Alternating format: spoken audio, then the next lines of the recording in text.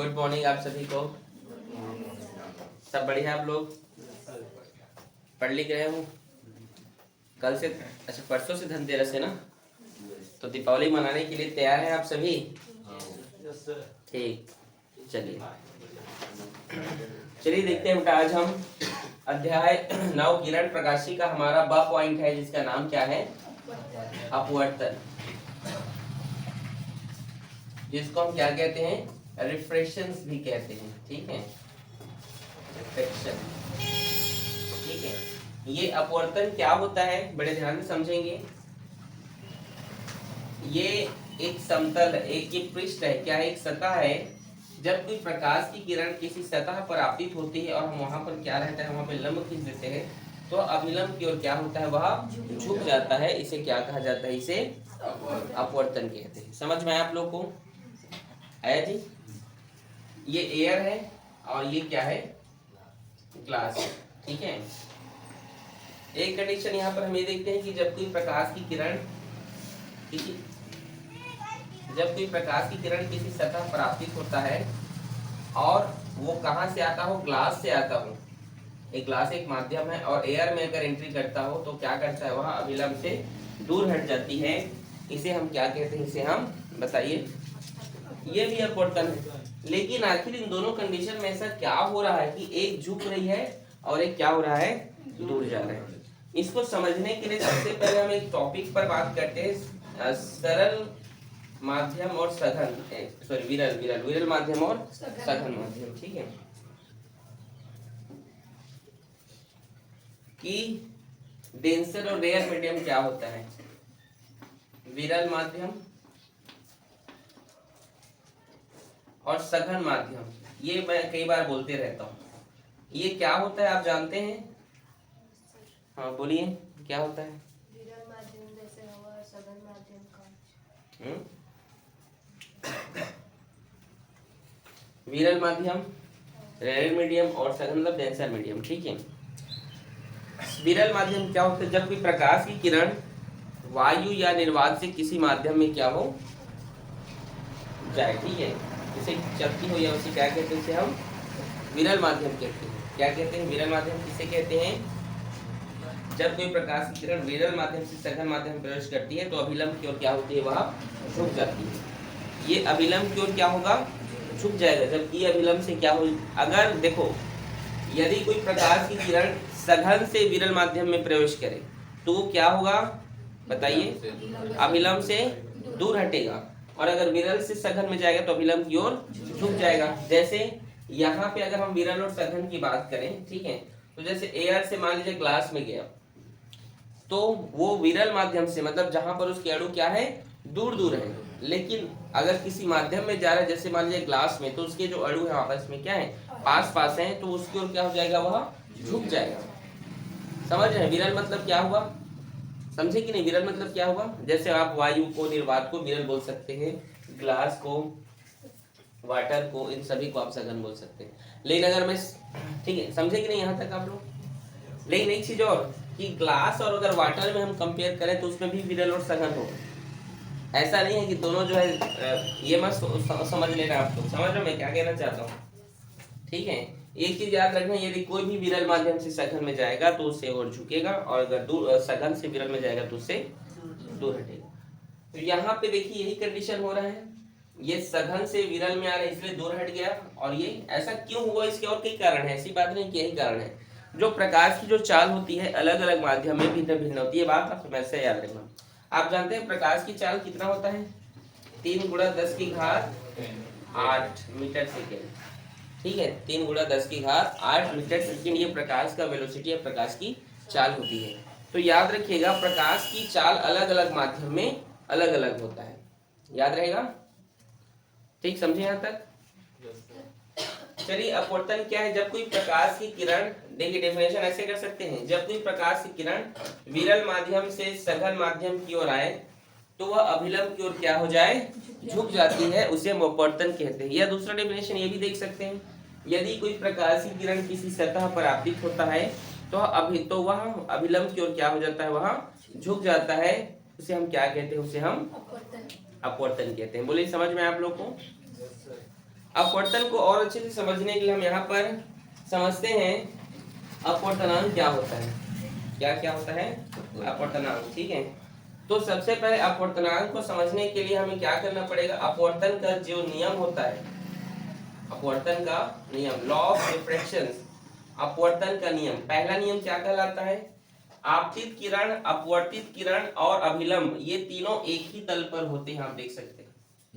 पहला नियम क्या कहता है, आपतित किरण, अपवर्तित किरण और अभिलंब तीनों एक ही तल पर होते हैं, ये इसका पहला नियम है, ठीक है। दूसरा नियम क्या कहता है, ये कोण है, ये क्या है कोण, और ये भी कोण है, ठीक है। आपतन कोण कीजिए, ठीक है, आपतन कोण की तथा अपवर्तन कोण कीजिए का अनुपात क्या होता है, अपवर्तन कहलाता है, ठीक है। इसे हम ग्रीक लैंग्वेज में एन या म्यू से रिप्रेजेंट करते हैं, ठीक है। म्यू बराबर साइन आई बाई जी, मतलब यही साइन, ठीक है।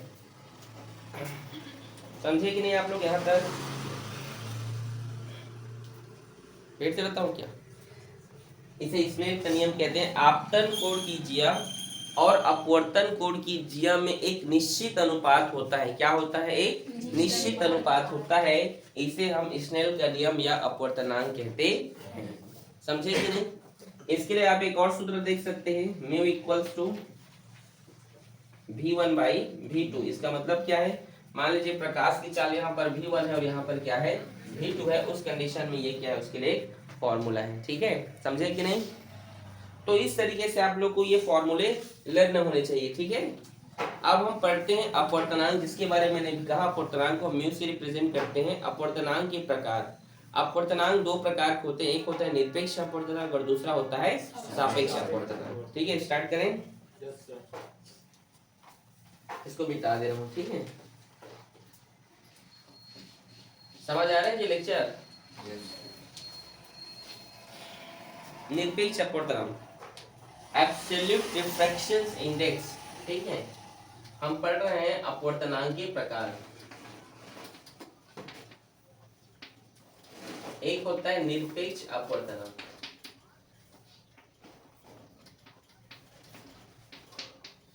दूसरा होता है जी सापेक्ष अपवर्तनांक।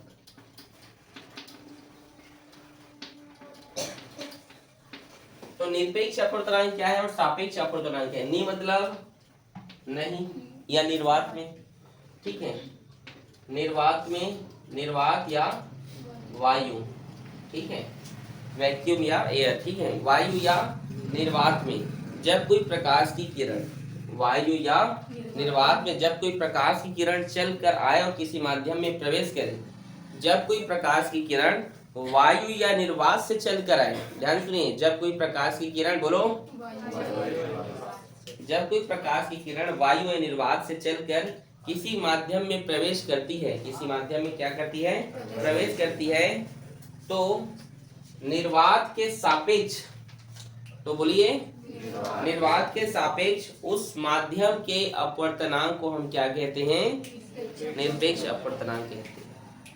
निर्वात के सापेक्ष उस माध्यम का अपवर्तनांक, निर्वात के सापेक्ष उस माध्यम का अपवर्तनांक, जैसे ए म्यू जी, ठीक है, ये क्या है, निर्वात है, निर्वात के सापेक्ष इस माध्यम का अपवर्तनांक होता है, इसे हम क्या कहते हैं, इसे हम निरपेक्ष अपवर्तनांक कहते हैं। जब कोई प्रकाश की किरण किसी माध्यम, जब कोई प्रकाश की किरण निर्वात या वायु से चलकर किसी माध्यम में प्रवेश करती है, तो निर्वात के सापेक्ष उस माध्यम का अपवर्तनांक को हम क्या कहते हैं। जैसे अगर हम बात करें वायु निर्वात का जो अपवर्तनांक होता है वो होता है 1.0003, लगभग इसको हम क्या मान लेते हैं, 1 मान लेते हैं। समझे कि नहीं आप लोग। आपसे अगर पूछा जाए कि बताइए वायु का अपवर्तनांक कितना हो, मतलब 1 से कम किसी का नहीं होगा, ये याद रखिए। समझे कि नहीं आप लोग। कांच देखे हो, कांच देखे हैं, कांच का अपवर्तनांक कितना होता है, 1.5। Very good, 1.5। हीरे का अपवर्तनांक बोलिए, हीरे का अपवर्तनांक होता है 2.46 से अधिक, ठीक है। लगभग लगभग 2.46 या उससे अधिक मान लिया जाता है। ठीक है, समझे कि नहीं? यहाँ तक आप लोग आ रहे समझ में? तो ये है, बोलिए। ठीक है,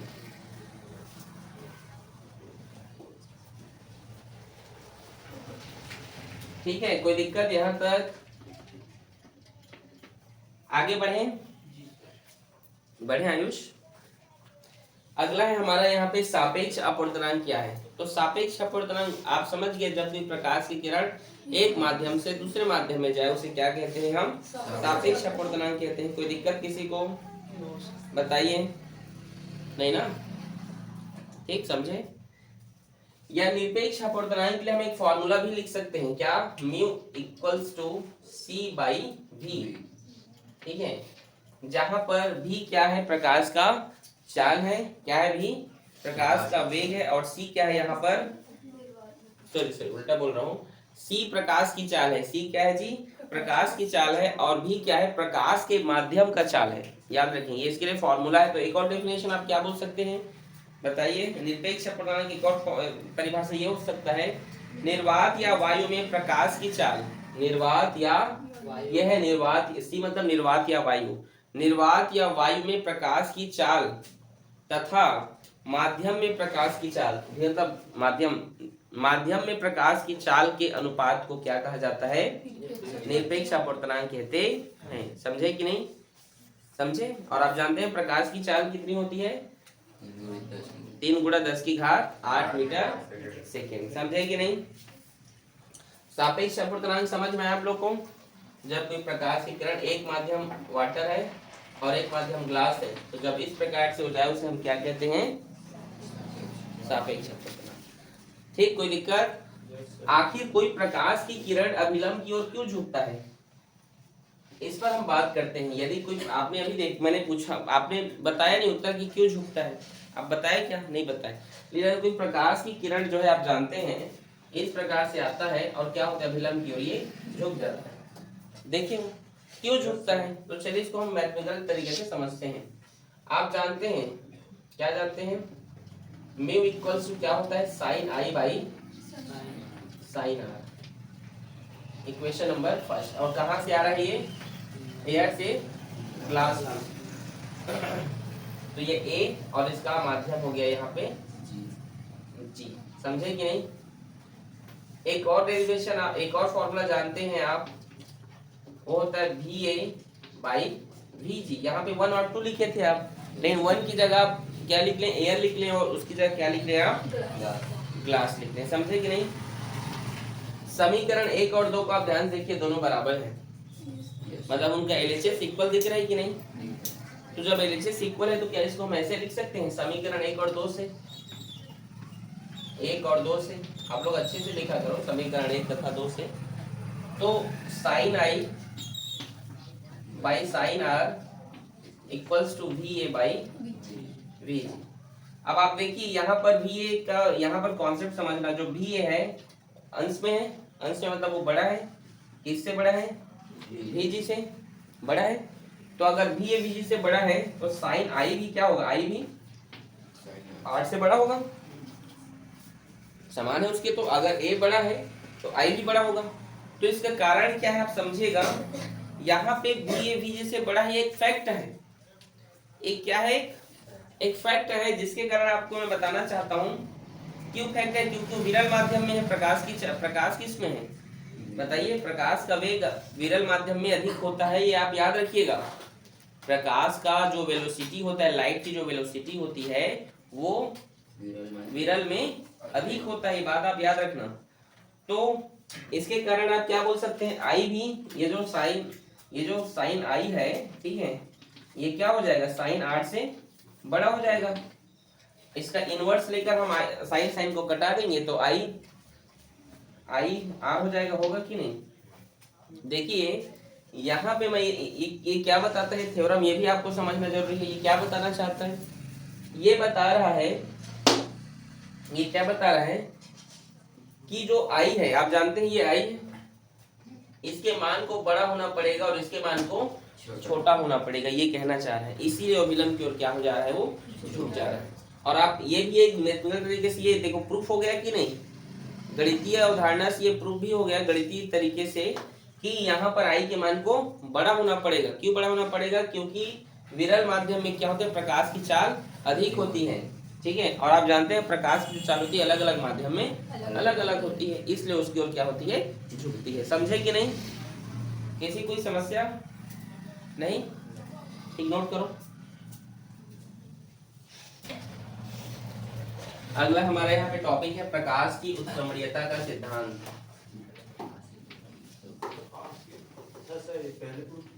उत्क्रमणीयता का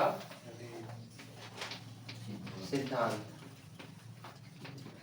प्रकाश की उत्क्रमणीयता का हम सिद्धांत देखते हैं, ठीक है। देखिए आप जानते हैं कि ये क्या है, एक पृष्ठ है, यहाँ पर यदि कोई प्रकाश की किरण क्या हो रहा है, आपतित हो रहा है, ठीक है। अगर हम यहाँ पे अभिलंब खींचते हैं तो क्या होता है, इस तरीके से क्या हो जाता है, वह परिवर्तित हो जाता है, अपवर्तित हो जाता है। क्या होता है वह, ये क्या है, आई है, तो ये क्या होगा, आर। अगर हम इसके मार्ग में क्या रख दें, दर्पण रख देते हैं। क्या रख देते हैं बताइए? तो ये जो प्रकाश की किरण है, उत्क्रमणीयता का सिद्धांत यही कहता है कि यदि कोई प्रकाश की किरण किसी माध्यम में प्रवेश कर रही है, कैसी माध्यम से, विरल माध्यम से, यदि कोई प्रकाश की किरण विरल माध्यम से सघन माध्यम में क्या कर रहा है, प्रवेश कर रहा है, तो वह क्या होता है, विलंब की ओर झुक जाता है। यदि मान लीजिए हम उसके मार्ग में क्या रख दें, दर्पण रख दें, तो वो उससे टकरा के उसी माध्यम में वापस लौट जाता है। समझे कि नहीं? समझ में आया? इसे क्या कहते हैं, प्रकाश की उत्क्रमणीयता का सिद्धांत कहा जाता है, ठीक है। चलिए अब इसको डिराइव करें, ठीक है। ये एयर है और ये क्या है, ग्लास है। तो देखिए हम जानते हैं ए म्यू जी बराबर क्या होता है बताइए? आप लोग को अच्छे से स्नेल का नियम याद है? स्नेल का नियम एक ऐसा नियम है जो पूरा क्या होने वाला है, यूज होने वाला है। आ रहा है तमन्ना? क्या है स्नेल का नियम? हाँ तो बोलो, sine i by sine r, equation number first. अभी आपने क्या देखा, मैंने कहा इस माध्यम में आ रही है, वो तो ए से जी में आ रही है, हमने दर्पण रख दिया तो ये वापस चली जाएगी। तो ये क्या हो जाएगा, उसके लिए ये आपतन कोण था और ये अपवर्तन था। तो अब ये जब टकरा के उधर जाएगी तो ये क्या होगा, ग्लास से किस में जा रही है, एयर में जा रही है, तो ये आपतन होगा और ये क्या हो जाएगा फिर अपवर्तन। और आप जानते हैं कि कोई प्रकाश की किरण क्या होता है, सघन से विरल में जाता है तो अभिलंब से दूर हटता है। देखिए दूर हट रहा है, समझे कि नहीं? तो किसमें से जा रहे हैं, जी से एयर में जा रहे हैं, तो अब आपतन कोण कौन होगा, आर होगा, तो साइन आर बाई साइन आई। समझ में आ रहा है? इक्वेशन नंबर, समीकरण 1 और 2 का गुणा करने पर, ठीक है। क्या कर दे, हम गुणा कर दे, 1 2 का गुणा, ठीक है। तो देखिए गुणा कर देते हैं, तो A mu G multiply G mu A equals to क्या हो गया, ये sine i by r into sine r by sine i. आप देख रहे हैं यहाँ पर ये सभी क्या हो गया है, कैंसिल हो जाएगा, होगा कि नहीं? तो यहाँ पे क्या बचा, ए mu G multiply G mu ए बराबर 1। समझे कि नहीं? एक बात हमेशा याद रखना कि यदि ये क्या है कि यहाँ पर एक महत्वपूर्ण सूत्र ये भी है, ये आप इसको क्या बोल, इसको चलो बाद में बताऊंगा, या ये चलो बोल रहा हूँ, यदि कोई प्रकाश की किरण एक माध्यम में प्रवेश कर रही है और दोबारा उसी माध्यम में चली जाती है तो उसका अपवर्तनांक क्या होता है, 1 होता है। यह बात आप हमेशा याद रखेंगे। यदि कोई प्रकाश की किरण इस माध्यम में प्रवेश की, एयर से प्रवेश की ना, और एयर से ही निर्गत हो गई, बाहर चली गई, तो उनका अपवर्तनांक क्या होता है, 1 होता है। समझे कि नहीं? याद रहेगा? ठीक है। ए म्यू जी बराबर 1, ये गुणा में इधर गया तो यही उत्क्रमणीयता का क्या है, सिद्धांत है। इजी है, पूछ रहा है कहीं पे तो एक बार देख लीजिए और पूछिए, पूछना है, ठीक, नोट करें। अगला है विभिन्न माध्यमों में प्रकाश का अपवर्तन। विभिन्न माध्यमों में प्रकाश का अपवर्तन। बहुत सारे हम माध्यम देखते हैं यहाँ पर, और वहाँ पर हम प्रकाश का क्या देखते हैं, अपवर्तन को हम देखते हैं। ठीक है, देखिए सबसे पहले यहाँ पर हम उस प्रकार के मीडियम बनाते हैं। ठीक है किट्टू, देखो ये एयर है किट्टू, क्या है, ये वाटर है। वाटर मतलब किट्टू पानी देखी है, और ये एयर। ठीक है, ठीक है जी, पानी नहीं देखी है, चल ठीक। तो देखिए ये प्रकाश की किरण यहाँ पे क्या हुआ, आपतित हुआ। हमने यहाँ पे अभिलंब खींचा, तो ये क्या होगा, इस और क्या होगा, वह अभिलंब की ओर झुक जाएगा। हमने यहाँ पर अब एक और अभिलंब खींचा। ठीक है, ये अभिलंब खींचा, तो आप जानते हैं ये भी प्रकाश की ओर क्या, सॉरी अभिलंब की ओर क्या हो जाएगा, झुक जाएगा। और फिर हमने यहाँ पर फिर क्या खींचा, अभिलंब खींचा, तो फिर ये क्या हो जाएगा, अभिलंब से दूर चल जाएगा। यहाँ तक कोई दिक्कत समझे मैंने क्या क्या कहा। देखिए ये एयर क्या है, विरल माध्यम है, सघन माध्यम विरल माध्यम। ग्लास के कंपेयर में ये विरल है। ठीक है, और समझे कि नहीं, और ये क्या होगा, सघन होगा। तो जब कोई प्रकाश की किरण एयर से ग्लास वाटर में आता है, तो वाटर सघन है तो उसकी ओर झुकेगा, फिर अभिलंब खींचे फिर झुकेगा, फिर अगर यहाँ पर अपने अभिलंब खींचा तो फिर से एयर में चले जा रही है, तो उससे आप जानते हैं सघन से कोई विरल में जाती है तो उससे क्या हो जाता है, वह दूर हट जाता है। समझे कि नहीं, कोई दिक्कत, क्या हुआ, अभी से हंस रही हो। चलो V1 V2 V3 और फिर एयर में आ गया तो ये V1। समझे, देखिए इसकी चाल प्रकाश की, एयर में V1 था तो एयर में V1, यहाँ V2 या V3। समझे कि नहीं, इसको जल्दबाजी में V4 मत लिख देना। ठीक है, चलो देखिए हम देखते हैं यहाँ पर एयर से किस में जा रहा है, वाटर में, तो W, और ये होगा V1/V2।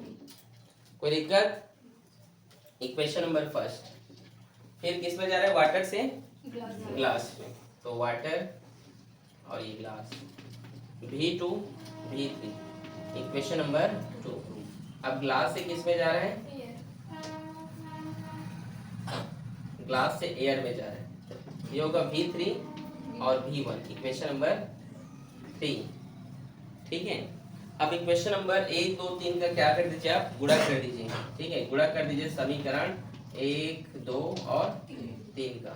ठीक है, आ रहा है समझ में। तो जब आप इसका गुणा कर देंगे तो क्या होगा, A mu W into W mu G, और ये होगा G mu A equals to, ये होगा यहाँ पे V1/V2 मल्टीप्लाई V2/V3 और V3/V1। अब यहाँ पे आप देख रहे हैं पूरा वैल्यू क्या हो गया, कैंसिल हो गया, होगा कि नहीं। तो A mu W multiply W mu G, और ये होगा G mu A equals to 1। देखो यहाँ पर एक क्या कॉन्सेप्ट बना, बड़े ध्यान से देखिएगा कि यदि प्रवेश, जो प्रकाश की किरणें प्रवेश कर रही हैं, अगर वो क्या है, एयर है, और जो निर्गत हो रही जो प्रकाश की किरणें वो भी क्या है, एयर है, तो प्रकाश किरणें चाहे कितने भी माध्यम से क्यों ना गुजरे, उसका अपवर्तनांक हमेशा क्या होगा, कॉन्सेप्ट समझ में आ रहा है मैं क्या कहना चाहता हूँ। प्रवेशित किरणें मान लो एयर हो या जो भी हो, जिस भी माध्यम में प्रकाश किरणें प्रवेश करेंगी और जिस माध्यम से निकल रहे वो दोनों समान है। अगर यहाँ पे G होता और यहाँ पर भी G होता तो उसका भी मान क्या हो जाता। कहने का मतलब यह है कि यदि प्रवेश करने वाली जो आपतित किरणें हैं वो जिस माध्यम में है और निर्गत किरणें वो भी समान है, तो क्या होंगी हमेशा, उसका अपवर्तनांक क्या होगा, 1 होगा। ये कॉन्सेप्ट आपको समझ में आया कि नहीं बताइए। टू म्यू G इक्वल्स टू 1/, ये जो वैल्यू है A म्यू W और G म्यू A, इन सबको ट्रांसफर कर दीजिए, क्या हुआ, G म्यू A मल्टीप्लाई, ये क्या हो गया, A म्यू W। और अब प्रकाश की उत्क्रमणीयता के सिद्धांत से आपने एक कॉन्सेप्ट पढ़ा है, W mu G equals to 1/G mu A को क्या बोलते हो, A म्यू G। चेक, अभी आपने देखा है ना, ठीक है, A म्यू G, और ये होगा A म्यू W। नहीं समझे मैंने क्या कहा? अरे 1/g/a, अभी आप इसके आप उत्क्रमणियता के सिद्धांत में नहीं देखे थे 1/g/a को आप क्या लिखे तो a/g लिखे थे कि नहीं? आ रहा है कि नहीं आ रहा है? ठीक है, तो देखिए ये क्या है, ये वाटर से ग्लास में जा रहा है, कौन सा अपवर्तनांक? सापेक्ष की निरपेक्ष? सापेक्ष, वेरी गुड आयुष, ठीक है, सापेक्ष अपवर्तनांक, ठीक है। और ये एयर से ग्लास में जा रहा है, एयर से वाटर में जा रहा है, कौन सा? दोनों की एक? दोनों। वेरी गुड, ये क्या होगा? निरपेक्ष। यहाँ पर एक अच्छे इसका रिलेशन बनाने के लिए भी हो गया, देखो अगर रिलेशन पूछेगा तो भी बना सकते हो, समझे कि नहीं? इजी है, कुछ पूछना है यहीं पे? बोलिए आप। ठीक है, नोट करो इसको।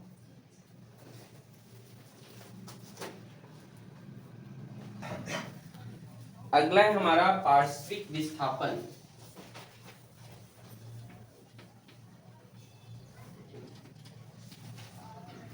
पार्श्विक विस्थापन, इसे हम डी से रिप्रेजेंट करते हैं, ठीक है, या इसको आप क्या बोल सकते हैं? कांच के गुटके का अपवर्तन। क्या बोल सकते हो? कांच के गुटके का अपवर्तन, ठीक है, कांच के गुटके में प्रकाश का अपवर्तन, ठीक है, जिसमें आप पार्श्विक विस्थापन पढ़ेंगे। इसे डी से रिप्रेजेंट करते हैं, किससे? स्मॉल डी से।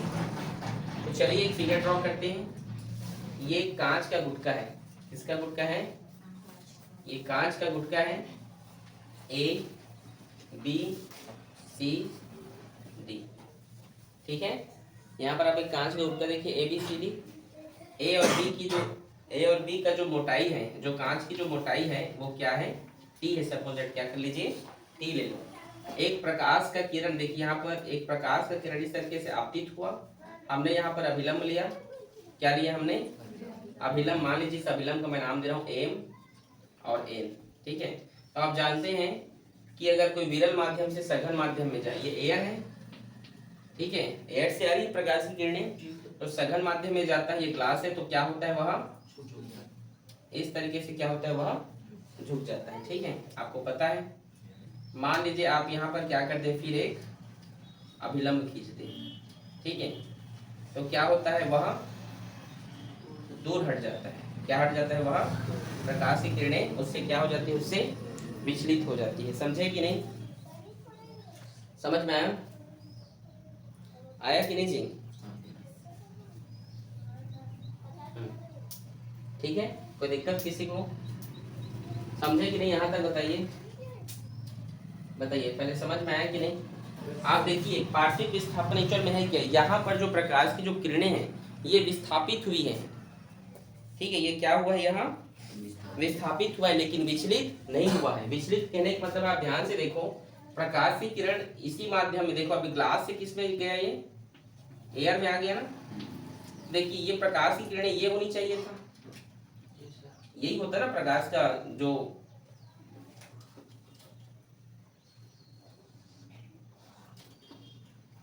इसको, ठीक है, डॉटेड लाइन से शो करना, इसको डॉटेड लाइन से शो करना, ठीक है। ये प्रकाश का जो ये जो प्रकाश की जो रे है वो इस प्रकार की होना चाहिए था, मतलब प्रकाश किरणें ऐसे जाती ना। तो आप ध्यान से देखिए, मैंने एक अभिलंब खींचा तो प्रकाश किरणें मुड़ी, फिर यहाँ पर एक अभिलंब खींचा तो प्रकाश किरणें, देखो अब इसके समानांतर हो गया, हुआ कि नहीं? समझे यहाँ तक? दोनों समानांतर होगी ना, तो जो समांतर जो किरणें हैं, ठीक है, मतलब जो आपतित किरण और निर्गत किरण क्या होंगे, आपस में समानांतर। देखिए आपतित किरण है और ये क्या है, निर्गत किरण है। इसे आप ई से किससे रिप्रेजेंट करेंगे, ये ई से आप रिप्रेजेंट कीजिए, ठीक है, किससे रिप्रेजेंट कीजिए, ई से।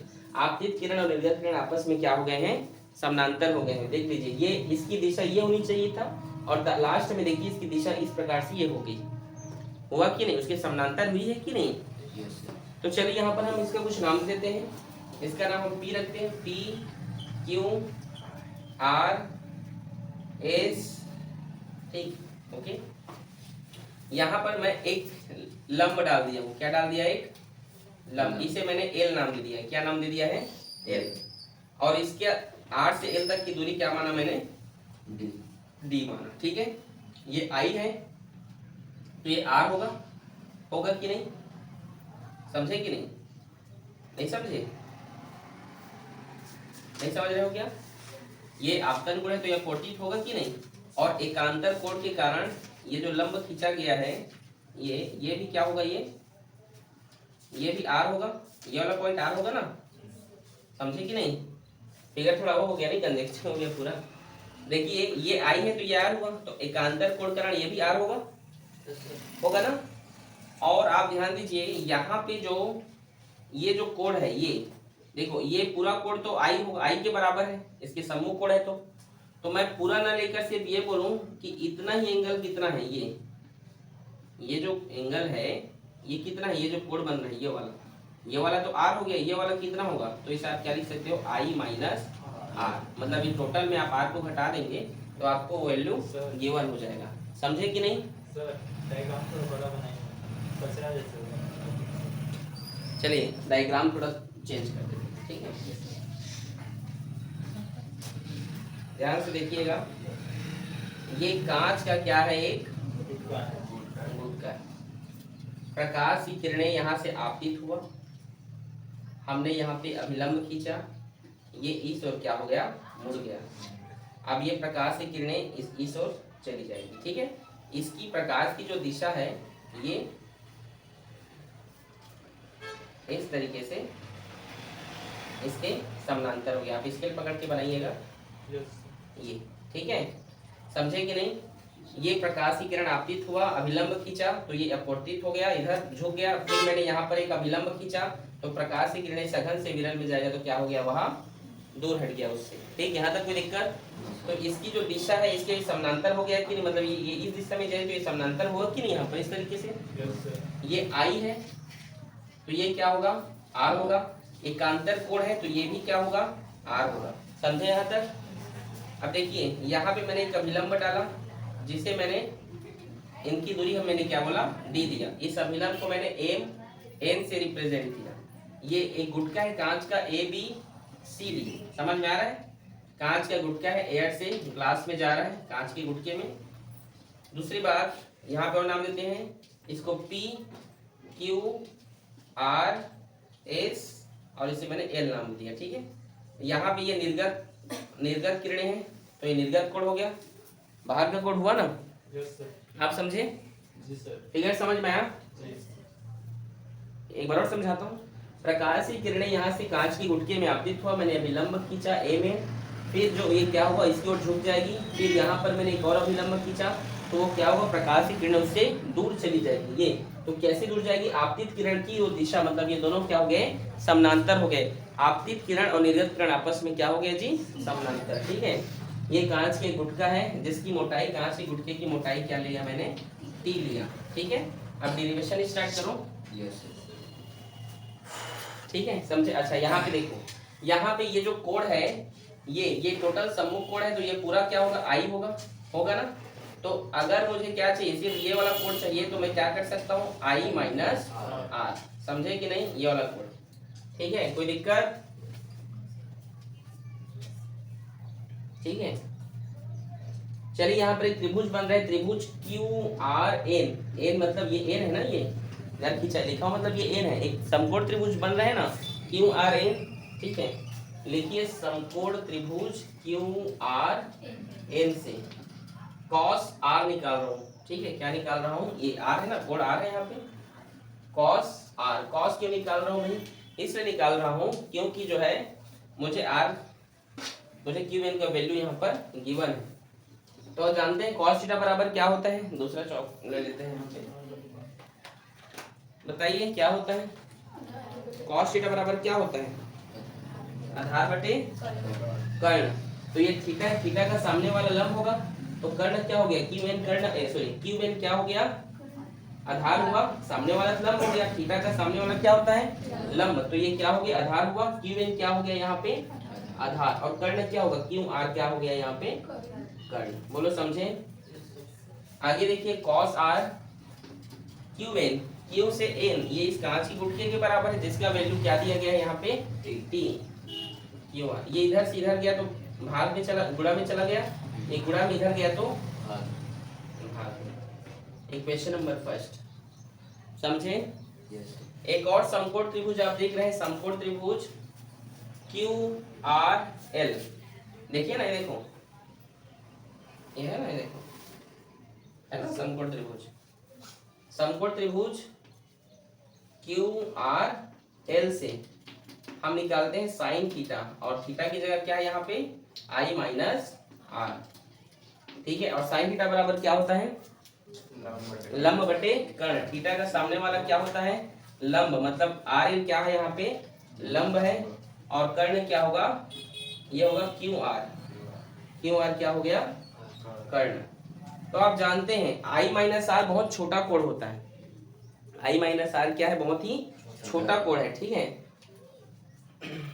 तो हम यहाँ पर क्या कर सकते हैं, उसको सिर्फ और सिर्फ आई माइनस आर ही लिख सकते हैं, ठीक है। याद रखें, अगर कोई छोटा कोण होता है तो हम सीधा थीटा को लिख, एक फॉर्मूला होता है साइन थीटा। साइन थीटा अगर वो छोटा है तो साइन थीटा बराबर क्या हो जाता है, उसके थीटा के बराबर हो जाता है। तो यहाँ पे हम साइन को छोड़ के सिर्फ थीटा लिख सकते हैं। ये क्यू आर इधर भाग में इधर गया तो गुणा में हो गया, आर एन का वैल्यू क्या गिवन है, डी, तो यहाँ पे क्या लिखेंगे डी, और ये गुणा में इधर गया तो भाग में। समझे कि नहीं, नहीं समझे? मिसाली को कुछ समझ में नहीं आ रहा है, सर क्या पढ़ा रहे हैं। ध्यान से देखो, साइन आई माइनस आर देखो बहुत छोटा कोण है, तो इसीलिए अगर साइन थीटा क्या होता है, बहुत छोटा होता है, इसको हम सिर्फ थीटा लिखते हैं, ठीक है। तो थीटा को लिखे आई माइनस आर को, एक बार लिख दूं क्या अलग से? Yes sir. अरे वही तो लिख, क्या लिखा हूं देखो, कुछ तो नहीं लिखा हूं, आई माइनस आर ये, और आर एल का वैल्यू यहाँ पे देखो, आर एल वैल्यू डी दिया है, और ये क्यू आर का क्यू आर, ये इधर भाग में है, इधर गया तो गुणा में हो गया, फिर ये डी बटे आई माइनस आर। एक लाइन और पढ़ा, समझे कि नहीं? समीकरण 2, ठीक है, समझे कि नहीं?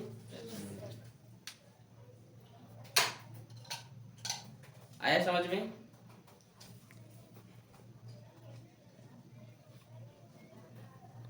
आगे देखिए, समीकरण 1 तथा 2 से देखो एलएचएस बराबर है दोनों का, समीकरण 1 तथा 2 से, तो हम समीकरण 1 तथा 2 से देखते हैं,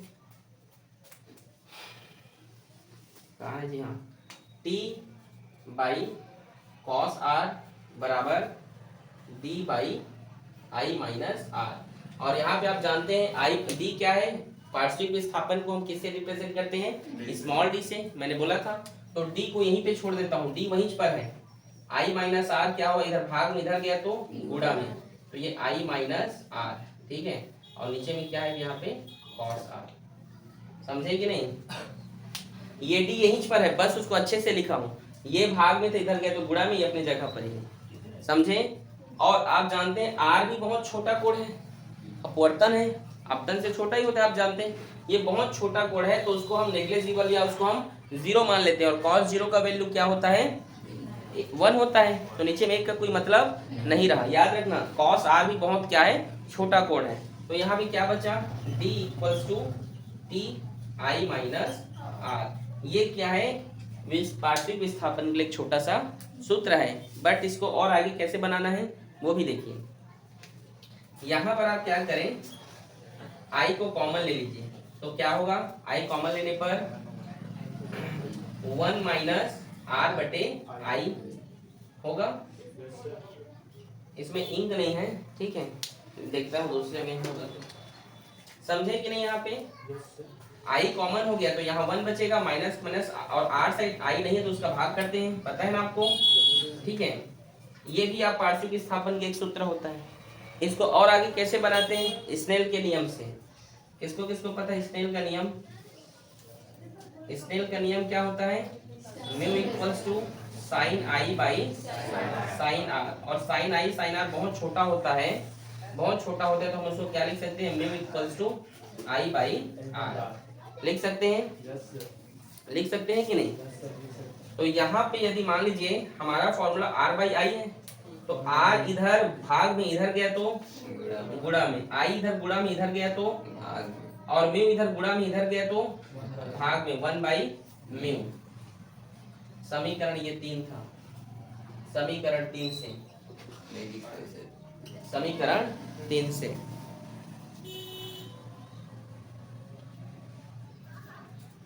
समीकरण 3 से देखते हैं। तो देखिए d equals to t i 1 minus और आर आई का वैल्यू क्या है 1 बाई म्यू। ये है आपका पार्शियल विस्थापन के न्यूमेरिकल्स बनाने के लिए फॉर्मूला। ये नीट जैसे क्वेश्चंस के लिए, ठीक है। आ रहे समझ में? पूछो कहाँ पर पूछना है। अगर ध्यान से देखो तो पूछने की जरूरत ही नहीं है। पूछो पूछो जी। आगे से आ गया समझ में? यस किसी को नहीं पूछना है कुछ? कहाँ से? यहाँ से? यहाँ तक इधर पूरा आ गया। यहाँ से देखिए ये समीकरण 1 और 2, ये है टी बाई कॉस आर और ये है d by i minus are.